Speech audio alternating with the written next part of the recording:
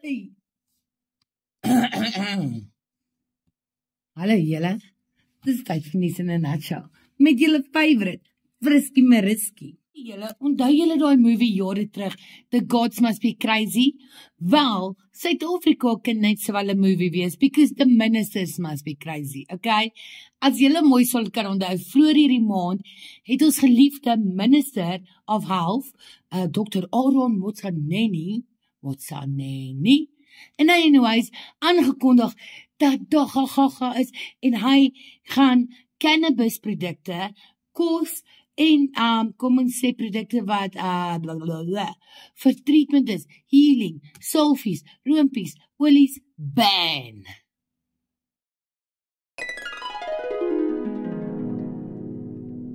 Anyways, toe kom die president, Cyril Ramaphosa, en save the day, okay? Apparently, het hy met Motsoeneni vergadering gehad en wat, en hulle het Dinsdag, wat vandag is, aangekondig, dat hulle die ban op cannabis products en edibles terugtrek. Kriek. Well, that's a bietjie awkward. Wat sê julle? Natuurlik moes die minister sy 2 sent gee, en toe sê hy dat, alhoewel hy teruggetrek is, gaan hulle 'n plan van aksie kry om SAPRA te involve, sodat dit behoorlik gereguleer kan word. Anyways, long story short, all die upset, all die upkraai, and it turns out, apparently is daar gaan nie gaga nie. Of wat sê julle? So hoor jy nou wil ek by julle hoor, is julle pro of teen cannabis of dagga?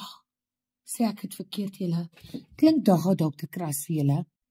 Cannabis, marijuana, ganja, dagga, pot, boom, aaptwak, there's so many words. Anyways julle, dis nuus in 'n nutshell, met julle favourite, Frisky Mariski.